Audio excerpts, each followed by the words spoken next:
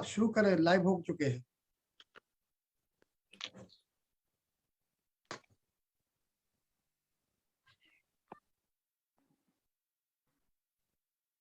हम भी अब हल बैल संभालें, रचना फचना छोड़ें, काफी गोद लिया कागज आओ अब धरती छोड़ें, खिला चुके आकाश कुसुम मिट्टी से नाता जोड़ें, अन्न नहीं है इधर उधर आओ अपना रुख मोड़ें, हम भी अब हल बैल संभालें, रचना फचना छोड़ें। आदरणीय प्रोफेसर मैनेजर पांडे जी, जो जन कवि नागार्जुन स्मारक निधि के अध्यक्ष हैं, हम सबके गुरु हैं, आदरणीय श्री उपेंद्र कुमार जी, आदरणीय प्रोफेसर रविभूषण जी, आदरणीय मदन जी, परम प्रिय मित्र डॉक्टर तारानंद वियोगी, प्यारे प्रोफेसर कमलानंद जी, प्रिय श्रीधरम जी, और इस अनुशासन से, इस सत्र से जुड़े सोशल मीडिया के सारे साहित्य प्रेमियों, बाबा नागार्जुन की कविता की इस टुकड़ी के साथ आज हम लोग फिर से एक बार शुरू हुए हैं। जनकवि नागार्जुन स्मारक निधि द्वारा आयोजित प्रोफेसर कमलानंद झा की एक किताब को लेकर। बाबा नागार्जुन की अभी जो पंक्ति मैंने सुनाई, ये पंक्ति पिछले कुछ दिनों से तो ज्यादा महत्वपूर्ण हो गई है, लेकिन बीच के बौद्धिक पाखंड के दौर में बाबा नागार्जुन ने कृषि कर्म को और धरती से जुड़े रहने को, अन्न उपजाने को कितना महत्व दिया, ये हम सब जानते हैं। मैथिली में एक शब्द है अखज, और मिथिलांचल के लोग दूब को अखज कहते हैं। इसकी व्युत्पत्ति अभी तक हमें मिल नहीं पाई है ठीक से। अक और खज को यदि जोड़ते हैं तो कुछ ऐसा होता है जिसको बहुत दबाया जाए, बहुत कुचला जाए, जिस पर पत्थर तक रख दिया जाए तो वे अपने विकास के रास्ते उस पत्थर के किनारे से निकाल लेते हैं। बाबा नागार्जुन का जीवन और उनकी कविताई इसी अखज दूब की प्रतीक है, और यह अकारण ही नहीं है कि इस प्रतीक के साथ उन्होंने कविता भी लिखी है, और बहुत सारी उनकी कविताओं में इस तरह के रूपक आए भी हैं। और आज बाबा नागार्जुन होते तो 111 वर्ष के होते, पर पिछले 23 वर्षों से हमारे साथ बाबा नागार्जुन नहीं है, मगर उनकी रचना है, उनकी रचना है। इसलिए आज नागार्जुन दबी दूब का रूपक प्रोफेसर कमलानंद झा, युवा, अब तो युवा से आगे निकल गए हैं, लेकिन हिंदी मैथिली के बहुत ही मेहनती, बहुत ही ईमानदार और विवेकशील आलोचक प्रोफेसर कमलानंद झा की इस किताब पर आज जनकवि नागार्जुन स्मारक निधि की तरफ से आयोजित पुस्तक चर्चा कार्यक्रम में जुड़े हुए सभी साहित्य प्रेमियों का मैं अपने जनकवि नागार्जुन स्मारक निधि के अध्यक्ष प्रोफेसर मैनेजर पांडे, उपाध्यक्ष श्री उपेंद्र कुमार जी, कोषाध्यक्ष प्रोफेसर चंद्रा सदायत जी, सचिव डॉक्टर श्रीधरम और संयुक्त सचिव प्रोफेसर देवेंद्र कुमार चौबे एवं पूरे परिवार की तरफ से आप सबका हार्दिक अभिनंदन करता हूं। और आज के इस पुस्तक चर्चा कार्यक्रम में मैं आशा करता हूं कि आप सब बाबा नागार्जुन पर लिखी इस किताब के संबंध में 3 बहुत ही सधे हुए आलोचना लिखने वाले 3 आलोचकों की चर्चा सुनेंगे नागार्जुन दबी दूब का रूपक किताब के बारे में। मगर उससे पहले किताब के लेखक प्रोफेसर कमलानंद झा द्वारा उनके इस आलोचकीय यात्रा या रचना कर्म की यात्रा के प्रसंग में 2 एक बात सुनेंगे, और फिर 3 आलोचकों के वक्तव्य के बाद ये इस सत्र के अध्यक्ष का भाषण होगा। मित्रों, मैं बताना चाहता हूं कि जनकवि नागार्जुन स्मारक निधि 6 साल पूर्व प्रोफेसर मैनेजर पांडे की उद्भावना से, उन्हीं की देखरेख में, उन्हीं की संरक्षण में हम लोगों ने ये शुरू किया और अब तक इस स्मारक निधि की तरफ से 5 नागार्जुन की परंपरा और उस चिंतन से कविता लिखने वाले हिंदी के श्रेष्ठ कवियों को सम्मानित किया जा चुका है।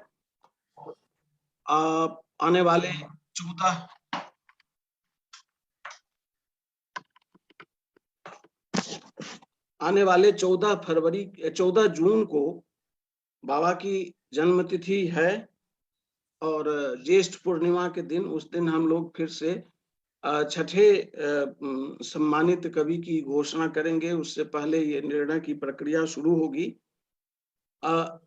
इस जनकवि नागार्जुन स्मारक निधि के अध्यक्ष प्रोफेसर मैनेजर पांडे को आज उपस्थित होना था, पर आप सबको सामने वे नहीं दिख रहे होंगे, यद्यपि वे सुन रहे हैं सारी बातें। उनकी आंख का ऑपरेशन होने की वजह से आंख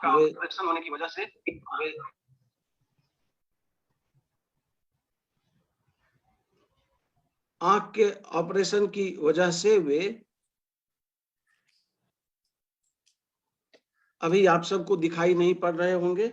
इस बीच हमारे वरिष्ठ सदस्य और हिंदी के वरिष्ठ कवि श्री मदन कश्यप जी जुड़ गए हैं और हम तो अपने ही परिवार के लोग हैं, तो हम इन सब की तरफ से, पूरे जनकवि नागार्जुन स्मारक निधि की तरफ से इस आयोजन से जुड़े सभी श्रोताओं का, सभी भागीदारों का हार्दिक अभिनंदन करता हूं।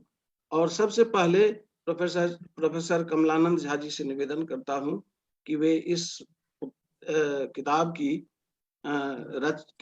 रचना प्रक्रिया और अपनी उपलब्धि, अपनी पहुंच के बारे में संक्षेप में, बहुत ही संक्षेप में कुछ बात सुने, क्योंकि किताब तो हम सब के सामने है ही और सभी पाठक इसको उपलब्ध करेंगे। तो किताब का परिचय और अपनी इस रचना प्रक्रिया से हम सबको अवगत कराएं प्रोफेसर कमलानंद झा जी। बहुत बहुत धन्यवाद प्रोफेसर देवशंकर नवीन जी। आज तो सबसे पहले मैं धन्यवाद दूं नागार्जुन स्मारक निधि और उनके जो सारे कर्ता धर्ता हैं कि उन्होंने मेरी किताब पर बातचीत करने का अवसर निकाला। मैं किस मुंह से धन्यवाद दूं, मुझे इतनी खुशी है कि मैं इसे बयान नहीं कर सकता। इसलिए आप तमाम लोगों को मैनेजर पांडे सर के साथ में प्रणाम करता हूं। और आज मुझे नहीं लगता है कि मुझे बोलने की आवश्यकता है, क्योंकि मैं तो आज खरात पर चढ़ा हुआ हूं। इतने बड़े बड़े आलोचक, नागार्जुन के विशेषज्ञ इससे जुड़े हुए हैं, वो अपनी बात रखेंगे तो मैं तो सुनूंगा। ये कहना था कि 2011 में जो नागार्जुन का जन्म शताब्दी वर्ष हुआ था, उसमें दरभंगा में 2-3 कार्यक्रम हुए थे और उसमें जुड़ने का अवसर मिला। एक आध जगह पर्चे भी पढ़ने के अवसर मिले।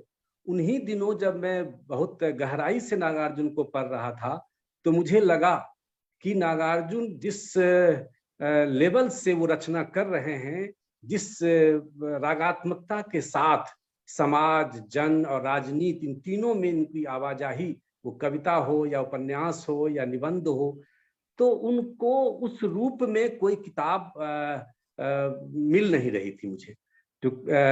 तो उसी दिन से कुछ पढ़ना हमने शुरू किया। 2011 से कुछ लिखना भी शुरू किया।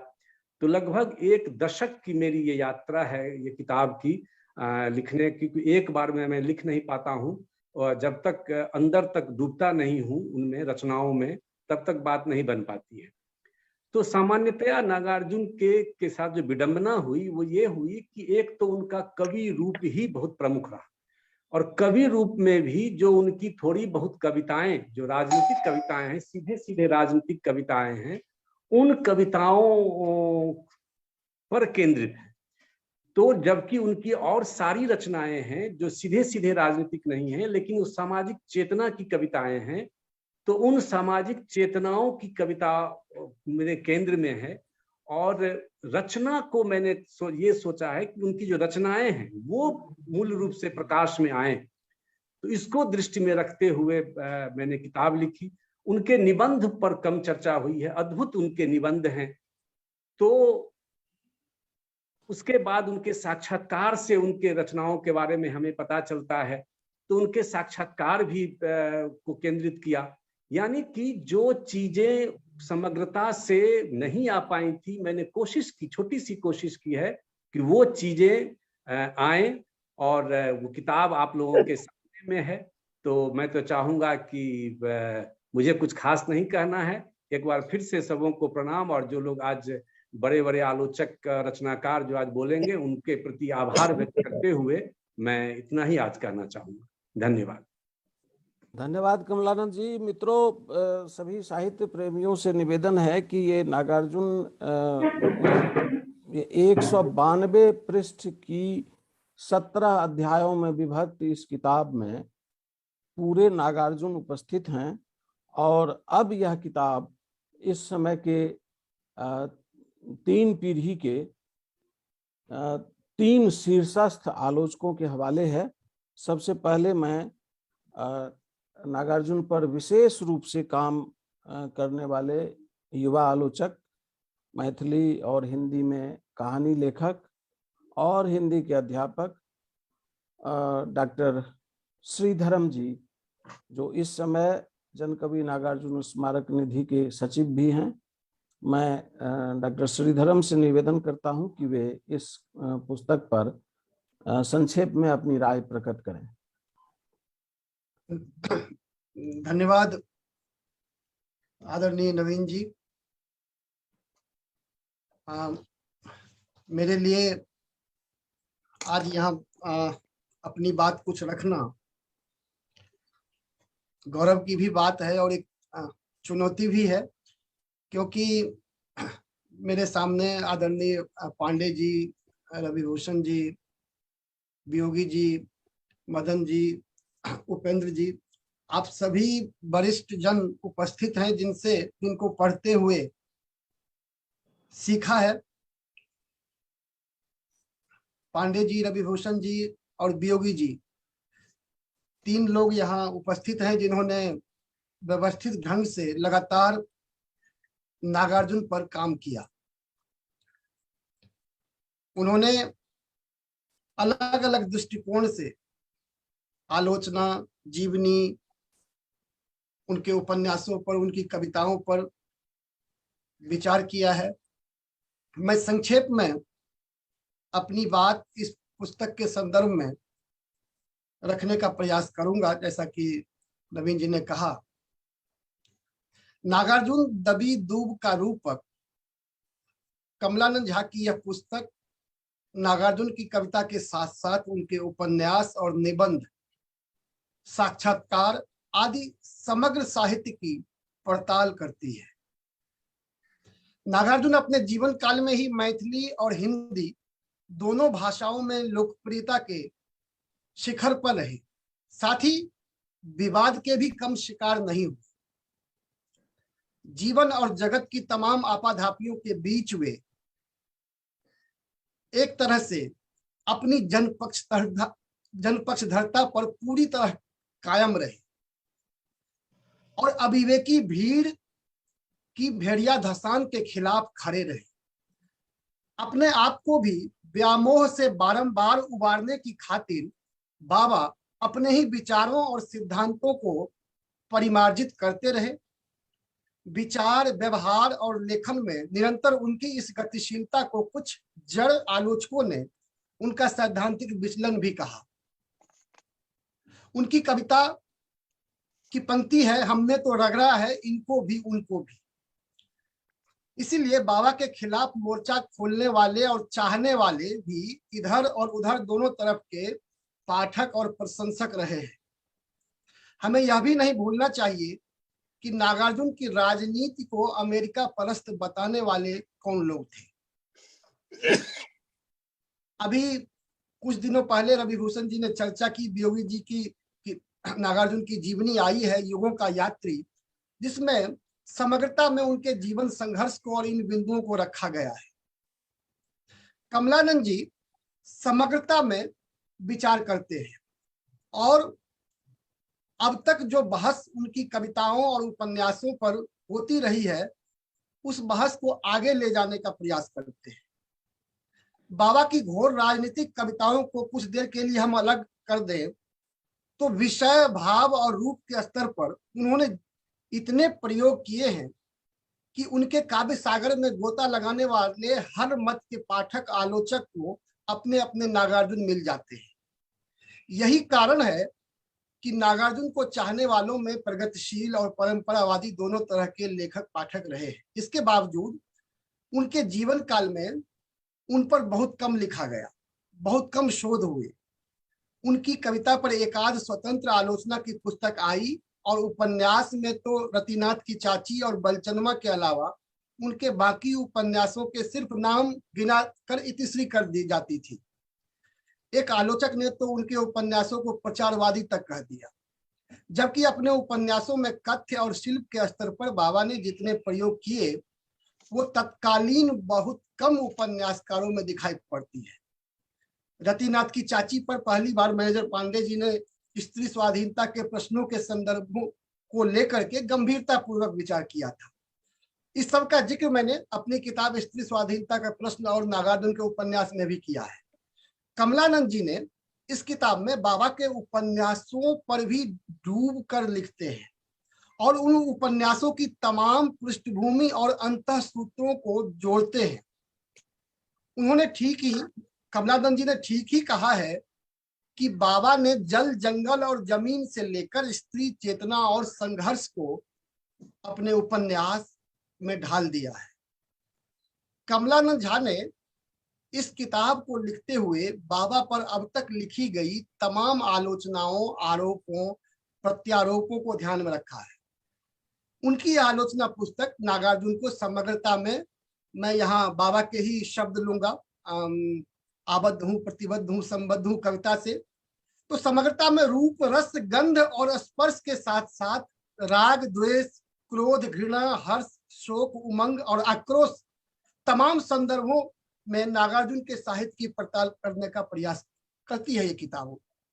उन्होंने इस पुस्तक की, कमलानंद जी इस पुस्तक की भूमिका में लिखते हैं कि नागार्जुन पर जो अब तक लिखा गया वह राजनीतिक विमर्श और वाद विवाद केंद्रित रहा है, जिसके कारण उनके काव्य का सौंदर्य पक्ष और अन्यतम विलक्षणताएं हाशिए पर चली गई है। इसीलिए कमलानंद जी नागार्जुन की कविता और गद्य को समग्रता में सौंदर्य पक्ष के साथ परखने का प्रयास करते हैं। उनका कहना बिल्कुल दुरुस्त है कि नागार्जुन की अराजनीतिक कविताओं में भी राजनीति की गहरी अंतर्दृष्टि सर्वत्र व्याप्त है। लगभग 1.5 दर्जन आलेखों के माध्यम से इस पुस्तक में यात्री नागार्जुन के रचना संसार के बाहर और भीतर का यथार्थ और सौंदर्य को रेखांकित किया गया है। मुझे लगता है कि उनके निबंधों और खंड काव्य भूमिजा पर शायद पहली बार इस तरह से विस्तार में लिखा गया है।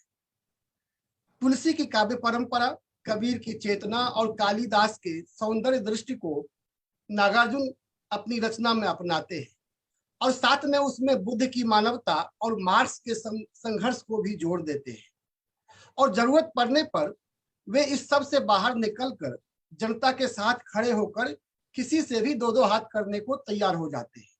जीवन और सिद्धांत में वे रूढ़ि के विरोधी हैं, इसीलिए वे नई पौध को आगे आने का आह्वान करते हैं क्योंकि वही रूढ़ियों का भंजन करेंगे। यात्री ने मैथिली कविता और गल्प की धारा को न सिर्फ मोड़ दिया बल्कि समानांतर धारा चला दी थी, जिसका सम्यक विवेचन कमलानंद जी ने इस किताब में उनके मैथिली उपन्यासों को आधार बना करके किया है।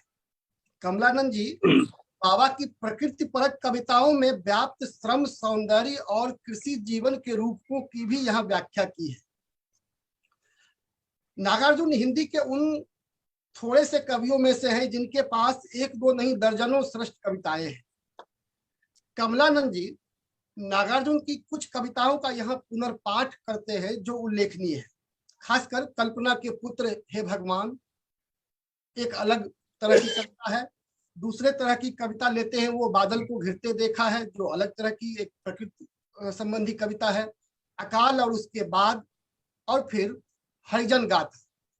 आप देखेंगे कि इन चारों कविताएं एक तरह से उनकी 4 प्रतिनिधि कविताएं हैं, और इन चारों कविताओं की जो अंतर यात्रा के साथ जिस तरह से वो यहाँ उसके अंतः सूत्रों को जोड़ते हुए इसकी व्याख्या करते हैं, वो नागार्जुन की आलोचना, नागार्जुन के साहित्य की आलोचना को बहुत आगे ले जाती है। हरिजन कविता मुझे याद आ रहा है कि खुद रविभूषण जी यहाँ पर हैं, और उन्होंने उद्भावना के अंक में जो उनकी कुछ कविताओं का पुनर्पाठ किया था संदर्भों सहित, और उन संदर्भों से जुड़ते ही वे सारी कविताएं खुल ही नहीं जाती हैं, उसके अर्थ का पूरा जो है एक छतरी खुल जाती है। कमलानंद जी इस क्रम में हरिजन गाथा पर दलित आलोचकों द्वारा लगाए गए आरोपों से भी एक तरह से बाबा को बचाने का प्रयास करते हैं। निस्संदेह यह कविता जब लिखी गई थी उस समय हिंदी में दलित शब्द, दलित साहित्य अस्तित्व में नहीं आया था। अगर ऐतिहासिक परंपरा में देखें तो इस कविता में प्रयुक्त पद वेद, ज्योतिष, अवतार, राक्षस आदि स्वाभाविक लग सकते हैं, लेकिन समय के साथ किसी रचना की प्रासंगिकता और अर्थवत्ता फीकी भी पड़ सकती है, और उसका अलग अलग संदर्भों में अलग अलग पाठकों के द्वारा अलग अलग पाठालोचन भी हो सकता है। इसमें कोई शक नहीं कि नागार्जुन धार्मिक और सांस्कृतिक पारंपरिक प्रतिमानों का प्रयोग नए संदर्भों में करते हैं। फूलन देवी को भी वे दुर्गा माता की बेटी कहते हैं, तो तेलंगाना में उन्हें लाल भवानी प्रकट होती दिखती है। इसके पीछे उनकी अपनी सामाजिक सांस्कृतिक पृष्ठभूमि तो है ही, साथ ही ऐसे प्रतीकों के माध्यम से बाबा उन वर्गों के भीतर भी स्वीकार्यता हासिल करते हैं जिनके विरोध में वे लिख रहे होते हैं। इतना तो स्पष्ट है कि हरिजन गाथा में कविता के प्रतीकों पर भले ही प्रश्न खड़ा किया जा सकता है, लेकिन कवि की नीयत पर नहीं। कमलानंद जी ने विस्थापन, आदिवासी जीवन और संघर्ष पर लिखी उनके कविताओं की विस्तार से और समग्रता में व्याख्या करते हैं। साथ ही यह प्रश्न भी खड़ा करते हैं, देश विभाजन, विस्थापन और बाबरी मस्जिद विध्वंस पर उनकी चुप्पी खलती है। इस संदर्भ में मैं सिर्फ ये कहूंगा कि 1990 के बाद बाबा लगातार बीमार रहे और लेखन से लगभग निष्क्रिय रहे, लेकिन विभाजन पर जो उन्होंने क्या लिखा, यह एक प्रश्नवाचक चिन्ह है यहाँ पर। जैसा कि मैंने कहा कि इस पुस्तक में कमलानंद जी ने बाबा के उपन्यासों को विषयानुकूल संदर्भों के साथ विवेचन विश्लेषण किया है, जो उनके गद्य की महत्ता को स्थापित करता है।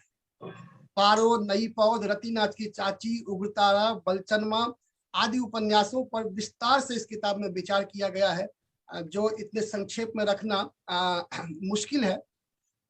कमलानंद जी का यह निष्कर्ष बिल्कुल सही है कि नागार्जुन के उपन्यास मातबर संस्कृति के समानांतर मातहत संस्कृति के संघर्ष का औपन्यासिक दस्तावेजीकरण है, और उनके इसी स्थापना का विस्तार आप उनके इस उपन्यास संबंधी आलोचना में इस किताब में देखेंगे। कमलानंद झा जी नागार्जुन की वैश्विक दृष्टि को भी यहाँ रेखांकित करते हैं। प्रगतिशील कवियों में नागार्जुन की वैश्विक दृष्टि और पक्षधरता सबसे ज्यादा और स्पष्ट है। वे चीन को तो खरी खोटी सुनाते ही हैं, लाल रूस के सामने भी लहालोट नहीं होते, और साम्राज्यवादी अमेरिका की अपनी कविता में जैसी मलामत बाबा ने की है वैसी अन्यत्र शायद ही मिली। कोरिया, वियतनाम आदि पर उनकी कविता की कमलानंद जी ने इस किताब में बहुत अच्छी व्याख्या की है, और ये आज के संदर्भ में बहुत प्रासंगिक हो गया है। आज जो यूक्रेन में हो रहा है वो सब हम सब देख रहे हैं। निसंदेह अगर बाबा होते तो शायद कविता लिख चुके होते। यह कमलानंद जी की यह किताब मैं कह सकता हूं कि नागार्जुन के साहित्य को जानने समझने के लिए एक महत्वपूर्ण कड़ी है, और भविष्य में जब भी उनके साहित्य पर बात की जाएगी तो इसे फलांग कर कोई चर्चा नहीं हो सकती है। इसी के साथ में बाबा की कविता की 4 पंक्ति के साथ मैं अपनी बात समाप्त करना चाहूंगा। उनकी कविता है ई लाल ओ लाल, मैथिली की कविता है। आप अर्थ समझ जाएंगे और समकालीन संदर्भों को भी समझेंगे। ई लाल ओ लाल, शोणित लाल, क्रांति लाल, युद्धोत्तर शांति लाल, रूस केर देह लाल, चीन केर कोढ़ लाल, अमेरिका के नाक लाल, ब्रिटेनक जीह लाल, ई लाल ओ लाल। तो हम देखेंगे कि आज भारत ही नहीं दुनिया भर में ये लाल एक से एक बढ़ के लाल है, जो एक से एक जो है लाली से जो है पूरा व्याप्त कर रहे हैं। और इसमें इस कविता में आप देखेंगे कि लाल की कितनी अर्थ छवियां प्रकट होती है। मैं मेरे बड़े भाई की तरह है, मैं शुभकामना देता हूं कमलानंद जी को। बहुत बहुत आभार, धन्यवाद, आपने समय दिया।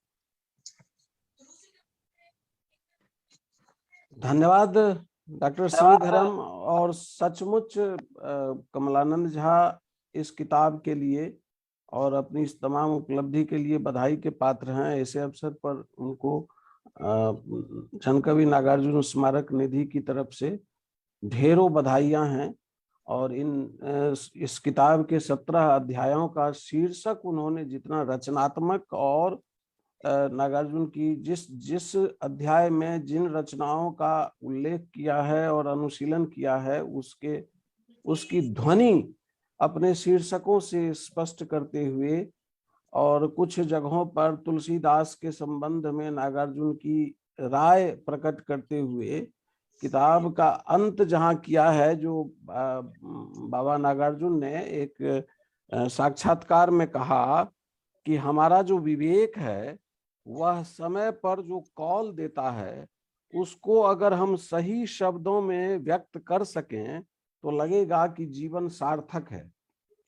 और ऐसे सार्थक रचनाकार की रचनाओं पर इतने विस्तार से मगर इतनी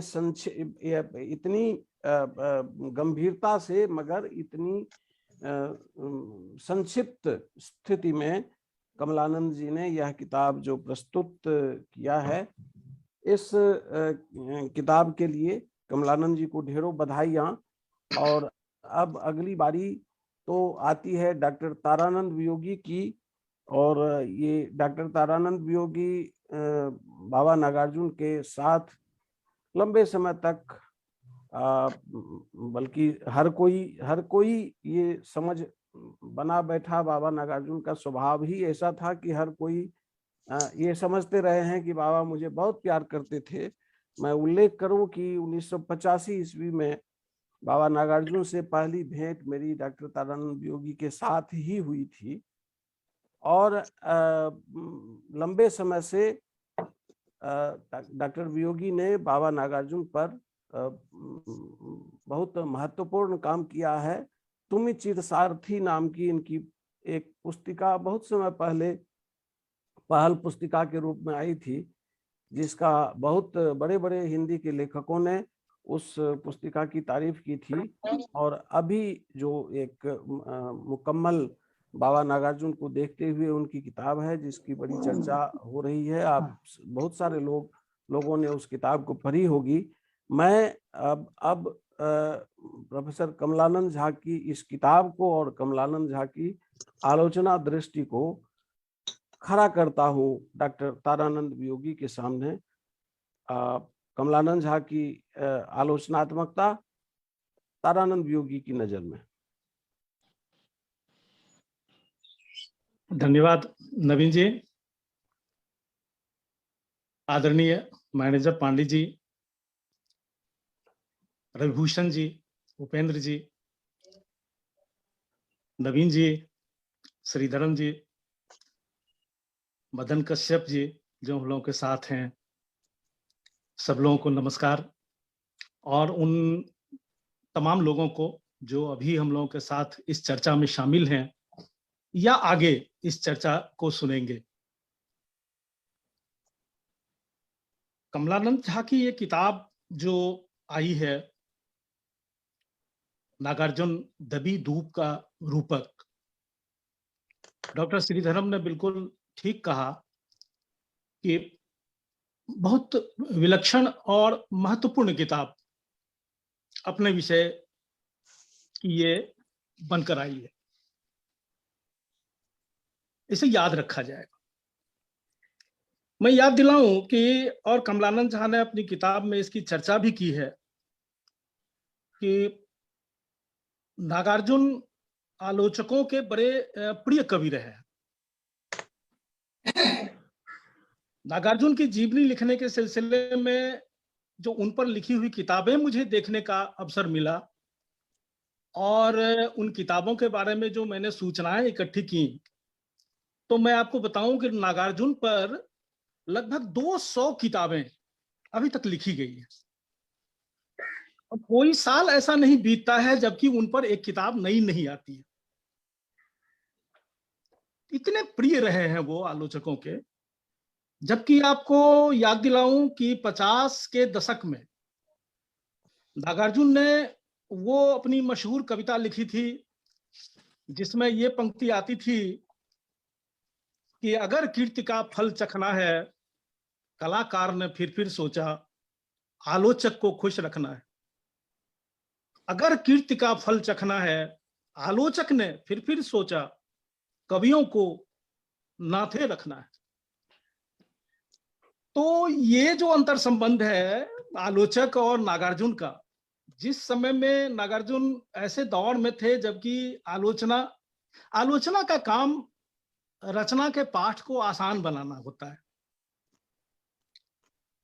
और वो नागार्जुन ने भी ये लिखा है कि आलोचक का काम दरअसल यह है कि अगर उसका कवि किसी गुफा में छिपकर बैठा हुआ है तो वो लोगों को बताए कि देखो तुम्हारा कवि यहां छिपा बैठा है। तो जिस जीवन के जिस दौर में नागार्जुन को सचमुच आलोचक की जरूरत थी, उस समय सन्नाटा था और स्वयं नागार्जुन इतने निरपेक्षवाद को हो गए थे। और डॉक्टर कमलानंद ने अपनी किताब में वो एक दृष्टांत भी दिया है कि एक ऐसे अंक की समीक्षा करने का, किसी विशेषांक में उनकी भी कविता छपी थी और किसी दूसरी पत्रिका ने उस विशेषांक की समीक्षा करने की जिम्मेवारी नागार्जुन को दी। तो नागार्जुन ने जब समीक्षा उसकी लिखी तो और रचनाओं के बारे में तो जो भी उन्होंने लिखा, अपनी कविता की उन्होंने पूरी छीछा लेदर कर दी। तो ये उनका था। या फिर बलचनमा जब छपा था और आलोचकों से जो उम्मीद करते थे नागार्जुन, वो उम्मीद जब कहीं भी किसी भी तरह से ये नहीं लग रहा था कि वो लोग उनके दृष्टिकोण को समझ पा रहे हैं, तो उनके जो कुछ शिष्य थे, युवा शिष्य, उन लोगों ने तब जो आलोचना लिखी थी, मुझे डॉक्टर बेचन की याद आती है जो भागलपुर के थे, और उनकी एक समीक्षा छपी थी। नागार्जुन बेतरह बिगड़ गए उन पर कि भाई ये भले ही आप मेरी तारीफ ही करते चले जाओ, लेकिन ये जगन्नाथी खिचड़ी कहा उन्होंने उस आलोचना को। तो वो उनका अपना स्वभाव था कि चीजें किस अनुपात में की जानी चाहिए या उसका परिप्रेक्ष्य क्या होना चाहिए, इन चीजों के बड़े गहरे उतरकर वो नागार्जुन चीजों को देखते थे। तो मैंने जो आपको बताया, अभी मैं बता रहा था कि 200 के करीब किताबें जो नागार्जुन पर लिखी गई हैं आज के दिन तक, 150 के करीब तो मेरे संकलन में हैं। वो किताबें क्या हैं? ज्यादातर उनके व्यक्तित्व कृतित्व पर हैं और उनकी कविताई पर है।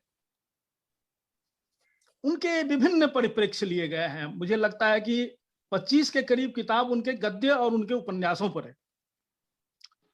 तो ये सब किताबें आई हैं। देखना चाहिए कि कमलानंद झा की जो किताब अभी अभी आई है, वो किताब इन तमाम किताबों की भीड़ में कहाँ है। तो मुझे मुख्यतः 4 चीजें इस किताब में ऐसी दिखाई पड़ी हैं जिसके लिए इस किताब को याद किया जाना चाहिए। एक बात तो जिसकी चर्चा डॉक्टर नवीन ने भी की और डॉक्टर श्रीधरम ने भी की, कि संपूर्णता में यहाँ नागार्जुन को देखने की कोशिश हुई है।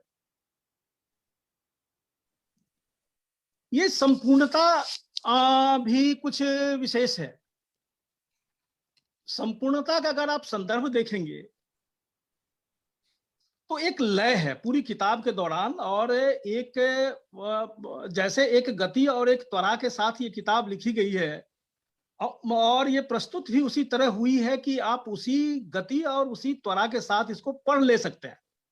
इसकी पठनीयता भी उस ठीक उसी ऊंचाई की है जो इसके लेखन की।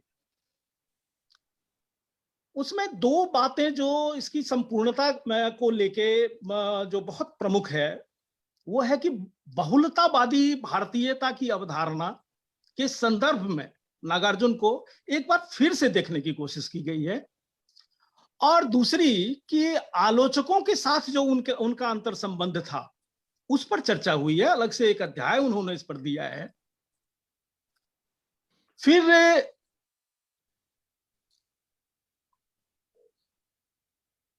दूसरी जो चीज मुझे इसमें बहुत महत्वपूर्ण दिखाई पड़ी है, वो है कि समकालीन संदर्भों को हर बार हर मायने में वो जोड़ देते हैं। वो बाबा पर बात करते हैं, बाबा की कविताओं पर, और उसके एक छोर पर अतीत होता है, मतलब बाबा जिस समय कविता लिख रहे थे उसका अतीत, और फिर बाबा के दौर का समय, और फिर आज का समय। आज का समय यहाँ पर लगातार उसकी आवाजाही बनी रहती है। और ये किताब सुदूर अतीत से लेकर बाबा बटेश्वर नाथ पर जब वो चर्चा करते हैं तो राजस्थान के विश्नोई आंदोलन की चर्चा करते हैं, जो उसके गांव में 1730 के दशक में एक ये आंदोलन हुआ था, जंगल को बचाने का आंदोलन, जिसमें 363 लोग मारे गए थे। उतनी दूर तक जाते हैं। जल, जंगल और जमीन, इसको वो प्रमुखता पूर्वक केंद्र में लाते हैं। इस सिलसिले में और भी कई चीजें करता है।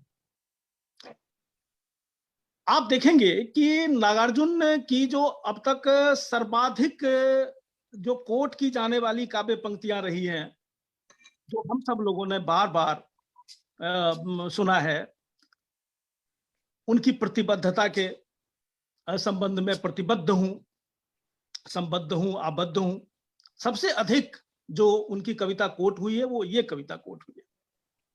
इस किताब में आप देखेंगे कि इसका संदर्भ पूरा बदल गया है। आज के दौर में नागार्जुन अब क्या है कि बहुत संस्कृत का ये मशहूर श्लोक है कि जयंती ते सुकृतिनो रसिद्धा कवीश्वरा नास्ति येषाम यशः काय जरा मरण जम भयम, कि भाई उसके जरा का और मरण का भय अगर महाकवि की रचना को नहीं है तो जरा का भय नहीं है। मतलब वो हर युग में वो एक युवापन के साथ हमारे पास अपनी व्याख्या लेकर वो उपस्थित होने की स्थिति में वो रचना होती है। देखने वाली आंखें चाहिए। तो कमलानंद झा का एक नजरिया ये मुझे बहुत महत्वपूर्ण लगा है कि नए दृष्टि से अपने युगीन संकट के समाधान को खोजने के लिए वो नागार्जुन को एक बार फिर से देखते हैं, और इस सिलसिले में कई नई बातें उभर कर सामने आती हैं। जैसे कि अब आप देखें कि ये प्रतिहिंसा ही स्थायी भाव है मेरे कवि का, स्वयं नागार्जुन ने कहा है। ये अब वो स्वयं वो कहते हैं तो फिर, लेकिन अब स्वयं चूंकि वो कह रहे हैं तो इसलिए इसमें बहुत साक्ष्य की जरूरत नहीं है। वो कहते हैं कि प्रतिहिंसा स्थायी भाव है। आज तक आलोचकों ने स्वीकार किया कि प्रतिहिंसा उनका स्थायी भाव था, लेकिन कमलानंद झा कहते हैं कि नहीं, प्रतिहिंसा उनका स्थायी भाव नहीं थी। अब स्थायी भाव प्रतिहिंसा उनकी थी या नहीं थी का एक लंबा जिरा चलता है, और उस सिलसिले में कई बातें उभर कर सामने आती हैं। और आप देखेंगे कि जो प्रतिबद्ध हूं वाली पंक्तियां आज तक सबसे ज्यादा कोट की जाती रही हैं इस किताब में, वो जो रवि ठाकुर कविता उनकी है, जो आप याद करें कि वो 1941 की कविता है और रवि ठाकुर के निधन पर लिखी गई थी और किसी ने उसकी नोटिस नहीं ली थी। वो कविता जब छपी थी तो वैसी की वैसी रह गई थी। जबकि मैंने भी एक जगह इसका जिक्र किया है, वो संदर्भ उस जमाने का संदर्भ लेते हुए कि अब देखिए कि 30 साल की उम्र का एक नौजवान जिसकी अभी कोई खास पहचान नहीं बनी है, और वो रवि ठाकुर को कहता है कि मुझे भी मिली है प्रतिभा की प्रसादी, और दीनहीन अपठित कुल में अपने जन्म के बावजूद विभिन्न प्रकार के कुसंस्कारों से निरंतर टांग खींचे जाने के बावजूद ये जो पीता आ रहा हूं अभाव का आसव, उस आसव के पीते रहने के बावजूद वो ये कहता है कि आप अगर महाकवि हैं तो महाकवि की प्रसादी, उस प्रतिभा की प्रसादी मुझे भी मिली है। आप देखें कि किसके सामने किसको खड़ा किया गया। तो नागार्जुन थे वो चीज जो कि बाद में दुनिया ने समझा, बाद में हिंदी कविता की परंपरा ने इस मर्म की परवाह की, उसकी पहचान की। नागार्जुन वो 1941 में थे। इस किताब के साथ कमलानंद ने ये किया है कि कितनी बार, मुझे लगता है कि दर्जन बार इस कविता का संदर्भ इस किताब के दौरान पूरा चलता रहता है। एक लय है पृष्ठभूमि में जो लगातार वो उसकी गूंज बजती रहती है। अब इसका संदर्भ आप देखें तो ये हमारा जो युगीन संकट है, जो आज की हमारी समस्याएं हैं, आज का हमारा संकट है, इस संकट का हल खोजने की कोशिश है। और वो अगर जरा और मरण का भय महाकवि की कविता को नहीं है, तो फिर हमारे समय में वो कविता किस प्रकार से युवापन प्राप्त करती है, ये एक हमेशा उत्सुकता हम लोग कमलानंद झा में देखते हैं इस किताब को लिखने के दौरान। एक ये बहुत मार्के की बात है। अगर इसमें आप देखें तो इसका जो स्वरूप किताब का इन्होंने तैयार किया है, इसमें 17 लेख हैं। एक लेख उनके व्यक्तित्व पर है, उसमें भी उन्होंने तरीका थोड़ा सा अपना नया आजमाया है कि अपने समकालीनों की नजर में नागार्जुन, और वो चर्चा पूरे उनके व्यक्तित्व पर है। दूसरी उनकी कविता की जो पृष्ठभूमि है, तो मैथिली कविता में उन्होंने, मैथिली कविता के क्षेत्र में उन्होंने कैसे पदार्पण किया और कैसे कविता की अपनी यात्रा की, तो मैथिली कविता पर एक अध्याय है। हिंदी कविता पर 5 अध्याय है और उसमें कविताओं का पाठ प्रस्तुत किया गया है। 3-4 मुख्य कविताएं हैं। अब जैसे कल्पना के पुत्र है भगवान, अब देखिए कितनी मतलब शुरुआती दिनों की कविता है उनकी। निश्चित रूप से ये लोकप्रिय कविता रही है, लेकिन बहुत तरजीह इस कविता को भी नहीं दी गई है आलोचना में। उस कविता को उन्होंने प्रमुखता से केंद्र में रखा है और उसमें एक रूपक रचा है कि सुदीर्घ दास्ता से मुक्ति की कोशिश वो नागार्जुन की कविता ये करती है। सुदीर्घ दास्ता वो धर्म का मामला है, और नागार्जुन ने कहा कल्पना के पुत्र है भगवान, कल्पना के पुत्र हैं भगवान।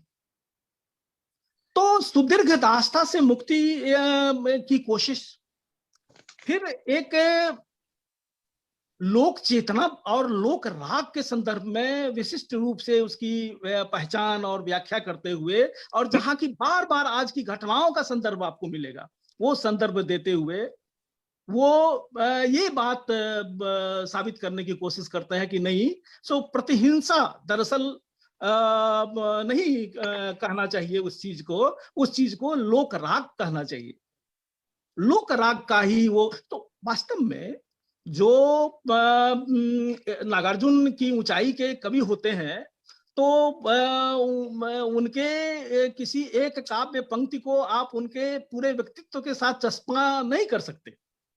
उसमें कई जगह चीजें हैं कि वो जो आपके सांचे में वो फिट नहीं पाए जाएंगे, वो उनका कोई न कोई अंग उस सांचे से बाहर निकल जाएगा।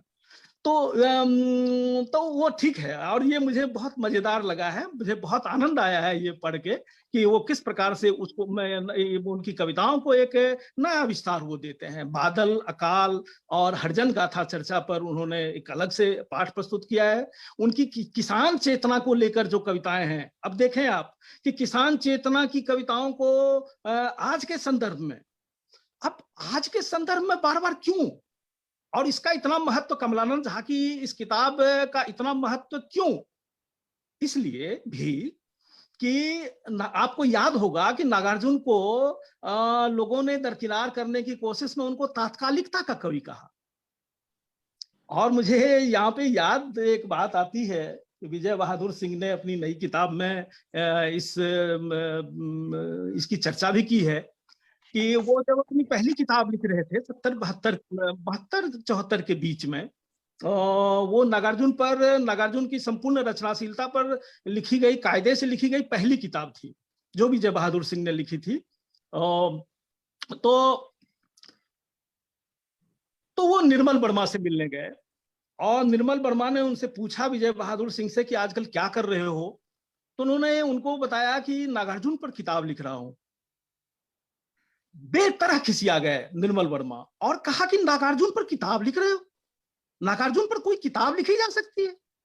नागार्जुन किताब लिखने वाला आदमी है, किताब लिखे जाने लायक आदमी है, ये तुम क्या कर रहे हो? और वो इस तरह से विजय बहादुर सिंह ने लिखा कि इनकी सरस्वती इस तरह से मंद हो गई उस जगह कि फिर वो वहां से हटे, निकले, तभी जाके वो प्रकृतस्थ हो पाए। तो ये तो स्थिति थी। तो उनको दरकिनार करने वाले लोगों का जो एक प्रमुख तर्क हुआ करता था वो तात्कालिकता का तर्क हुआ करता था। तात्कालिकता के कवि है।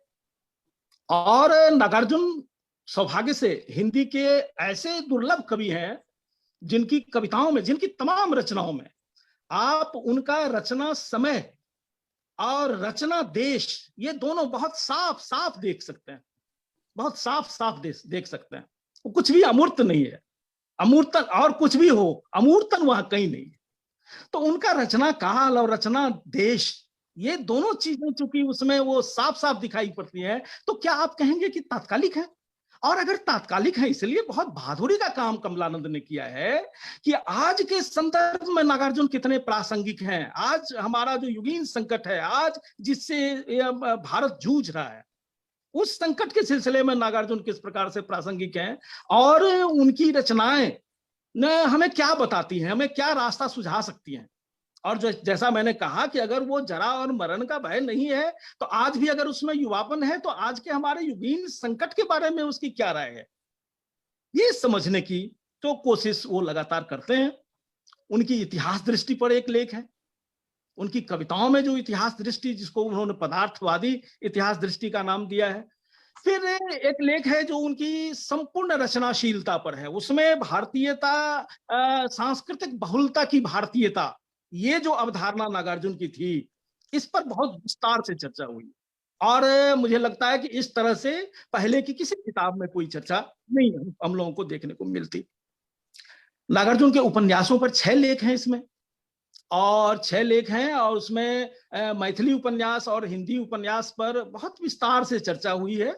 और उसमें मैथिली का संदर्भ पूरा आया है, और ये निश्चित रूप से स्वयं वो मैथिली के एक रचनाकार है कमलानंद, इस नाते भी, और मैथिल है जैसे नागार्जुन मैथिल थे, तो इस नाते भी ये संभव हो पाया है। और जैसा मैंने शुरू में कहा था कि ये आलोचकों के साथ जो उनका अंतर संबंध था, जिसमें उठा पटक लगातार माने वो पूरे जीवन उनका चलता रहा, तो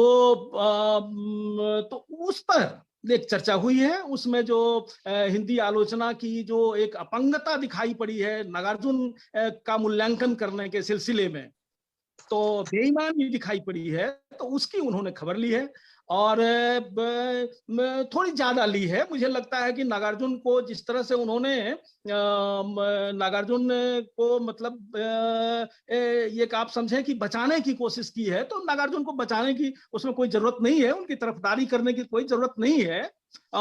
बस केवल जो जिस संदर्भ में उनको आलोचकों ने समझा और जो जिस रूप में उनका मूल्यांकन किया, वो बता देने की जरूरत भर है।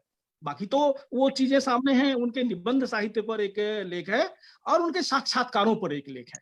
एक लेख जो बहुत जरूरी जो इसमें होना चाहिए था मगर छूट गया है, वो मैं उसमें जोड़ना चाहूंगा। मुझे अच्छा लगता और मैं आप समझे कि ये विविधता देखकर मुझे पूरी उम्मीद थी कि वो भी इसमें होगा। उनके संवादों पर नागार्जुन इस दुर्लभ प्रकार के व्यक्ति थे जिनके लिए लिखित साहित्य और वाचिक साहित्य का कोई अंतर नहीं था। जब वो मित्रों के साथ बैठते थे और वो मित्र मतलब किसी भी आयु वर्ग के वो लोग हो सकते हैं, तो उनके साथ जो उनकी चर्चाएं होती थी, तो वो उन चर्चाओं को कुछ लोगों ने लिपिबद्ध कर दिया।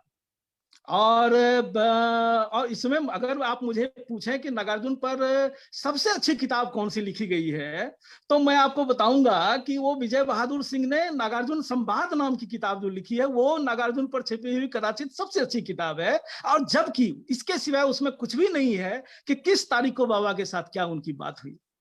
वो केवल बातचीत है, वो केवल संवादों का संग्रह है। और राणा प्रताप ने इस प्रकार का काम किया। मुझे याद आता है कि राम प्रकाश त्रिपाठी ने इस प्रकार का काम किया।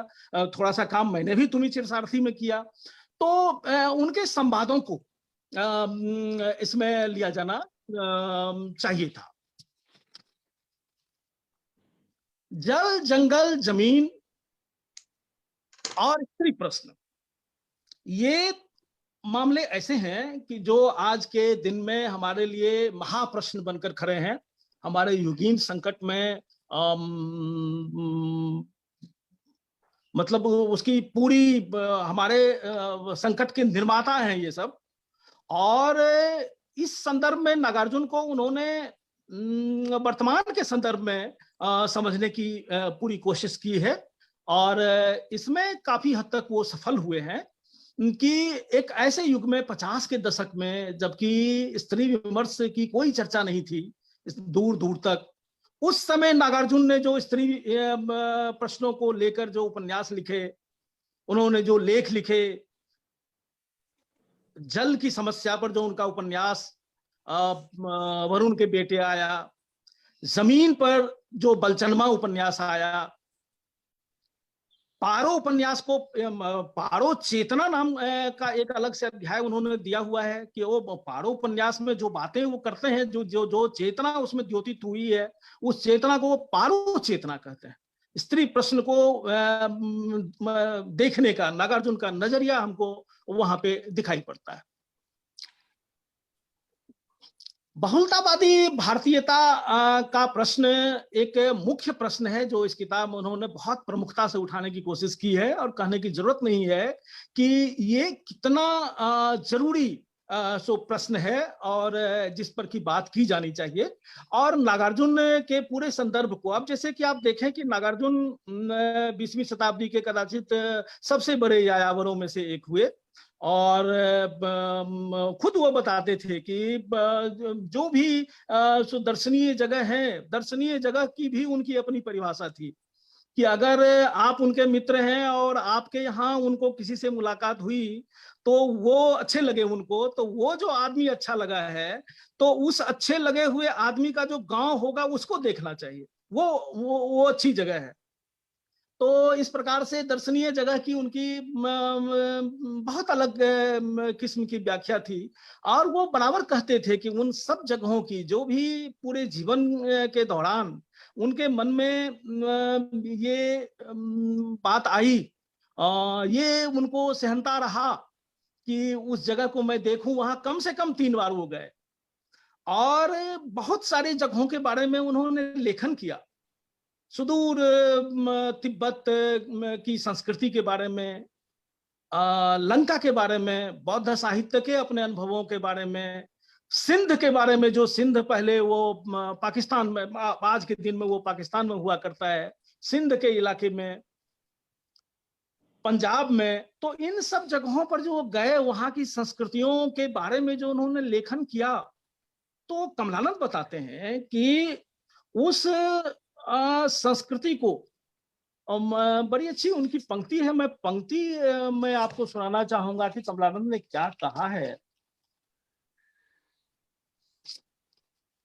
तबलानंद की पंक्ति है कि महत्वपूर्ण बात किसी क्षेत्र विशेष की संस्कृति का रेखांकन करना नहीं, अन्य संस्कृति में सकारात्मक चीजों को तलाशना और खुले चित्त से उसकी सराहना करना है।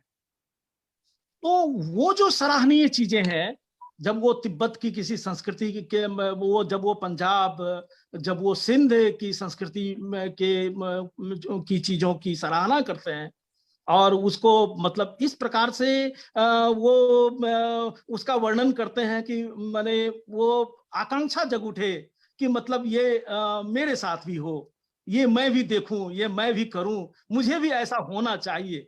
तो इस प्रकार से तो सिंध की संस्कृति के जो उनके चित्र हैं, तो ये सारी चीजें सो इस किताब की विशेषता है। एक बात जो मुझे इसमें थोड़ी सी लगी कि कुछ ज्यादा है, वो है तुलसीदास के साथ, तुलसीदास के संदर्भों के साथ नागार्जुन का बराबर जिक्र। ये कई जगह मुझे लगता है कि कम से कम 1 दर्जन बार उन्होंने विभिन्न स्थलों पर तुलसीदास के जीवन प्रसंग के साथ, खास तौर पर संघर्ष के मामले में, मुझे नहीं लगता कि तुलसीदास के साथ नागार्जुन का जिक्र किए जाने की जरूरत है, क्योंकि हम सब लोग जानते हैं कि तुलसीदास और नागार्जुन का संबंध कैसा था। जो नागार्जुन की पहली रचना हमें उपलब्ध होती है 1934 के जनवरी में छपी थी, जबकि वो 22-23 वर्ष के और भी 2 साल पहले ही उन्होंने वो लेख लिखा था, तब जब काव्य तीर्थ कर रहे थे वो कलकत्ता के संस्कृत कॉलेज से। तो उन दिनों में जबकि वो मोटी चोटी रखते थे और वो जनेऊ पहनते थे और धोती उनका वस्त्र होता था, वो माने पुरानी वो उनका कहा जाए कि जन्मांतरण उनका नहीं हुआ था, यद्यपि कि तब भी वो लीक से हटकर चलने की कोशिश अब उनकी पुरानी पड़ चुकी थी। बहुत सारे काम वो तब तक कर चुके थे कि वो लीक से हटने वाले काम थे। तो पहला जो लेख उन्होंने जीवन में लिखा वो एक लेख है, गद्य है, वो कविता नहीं है। पहली रचना जो नागार्जुन की हमें उपलब्ध है वो एक गद्य है और अनोखा गद्य है, उसको पढ़ा जाना चाहिए। वो है मृत्युंजय कवि तुलसीदास। और तुलसीदास का प्रभाव जनता पर क्या पड़ा है इसकी उन्होंने वहां पे समीक्षा की है, लेकिन उसके बाद आप देख लें, उसके बाद देख लें कि वो तुलसीदास पर उनका क्या रुख रहा है। और एक तो जो उन्होंने 70 के दशक में एक लेख लिखा था, तो उसमें कमलानंद ने भी अपनी किताब में नागार्जुन की इन पंक्तियों को कोट किया है। वो पंक्ति मैं आपको सुनाना चाहता हूं। रामचरितमानस जनता के लिए क्या नहीं है, सभी कुछ है। दकियानूसी का दस्तावेज है, नियतिवाद की नैया है, जातिवाद की जुगाली है, सामंत शाही की सहनाई है, ब्राह्मणवाद के लिए वातानुकूलित विश्रामागार है, पौराणिकता का पूजा मंडप है। वह क्या नहीं है? रामचरितमानस की बदौलत ही उत्तर भारत की लोक चेतना सही तौर पर स्पंदित नहीं हो पाती। अब स्पंदित नहीं हो पाती और परिणाम तो आज हमारे सामने है। तो और अंतिम कविता जो हमको नागार्जुन की प्राप्त होती है, अंतिम, उसके बाद उसके आगे की कोई कविता हमें नहीं मिलती, वो कविता मैथिली में और वो तुलसीदास को लेके है। और उसमें उन्होंने हिंदी के आलोचकों की जो तुलसीदास को लेकर जो धन्यता सिंड्रोम है उसकी खबर ली है। और आपको अद्भुत लगेगा कि एक मरता हुआ कवि कितना गहरा और कितना करारा व्यंग्य कर सकता है। और वो व्यंग्य उन्होंने हिंदी समाज पर किया है, वो आलोचकों, विद्वानों, बौद्धिकों पर किया है। और वो कविता पढ़ें, वो जो उनकी मैथिली कविताओं का जो समग्र राजकमल से आया है उसमें आखिरी कविता वो है। तो ये थोड़ा सा मुझे लगा है कि अगर गंतव्य अलग अलग है तो हमारे जीवन संघर्ष अगर मिलते भी हैं तो उसका क्या मतलब? तुलसीदास अगर बहुत गरीबी में वो पले, लेकिन वो आखिर वो पहुंचे कहां? और नागार्जुन कहां पहुंचे? हम लोगों के यहाँ कहा जाता है कि करनी देखी जाती है मरनी बेर में। आप नागार्जुन की मरनी देख ले, कितना भव्य मरण उनका था। तो अस्तु, तो एक इस किताब को लेकर मुझे बहुत उत्साह है कि जो अभाव रह गया उसकी बात नहीं करनी चाहिए, जो बातें इसमें आ सकी। और जो सबसे बड़ी बात तो यह कि आज के संदर्भ में नागार्जुन को समझने की कोशिश जो इसके पहले किसी किताब में किसी आलोचक ने, किसी लेखक ने कोशिश नहीं की थी, वो कोशिश कमलानंद ने की है और उस कोशिश में वो पूरी तरह सफल हुए हैं। इस बात के लिए मैं कमलानंद को बहुत बहुत बधाई देता हूं और इस पर चर्चा करते हुए बहुत प्रसन्नता हो रही है। और मुझे लगता है कि लोग इस किताब को पढ़ेंगे तो बहुत जरूरी किताब की तरह इसे अपने पास रखना चाहेंगे। मुझे सुनने के लिए, मुझे बोलने का इतना अवसर दिया, तो इसके लिए मैं आप लोगों का बहुत आभार व्यक्त करता हूं। धन्यवाद नवीन जी। धन्यवाद डॉक्टर वियोगी, आपने बहुत विस्तार से और बहुत ही अच्छी अच्छी बातें कमलानंद जी के किताब के बारे में कही। और सही है आपकी बात कि बाबा नागार्जुन को किसी सुरक्षा की जरूरत नहीं है कि उनको बचाने के लिए कोई खड़े हों। यद्यपि ये बात तो है ही कि कई सारे आलोचकों ने बाबा नागार्जुन को अपना कुछ एक ऐसा जो अभी भी चल रहा है कि सूरज पर थूक फेंक लें, बड़े लोगों को गाली दे लें, तो कुछ हम बड़े लोगों की निंदा करके भी कुछ लोग महान बनना चाहते हैं। बाबा नागार्जुन के साथ तो ऐसा है कि उनको उनकी निंदा करके जिन लोगों ने महान बनने की चेष्टा की वे चले गए और लगातार पतनोन्मुख रहे। मगर ये सच है कि उनकी रक्षा में हम में से किसी को उतरने की जरूरत नहीं है। वे स्वयं इतने महान हैं कि उन पर लिख लिख कर हम लोग महान हो जा सकते हैं। और ये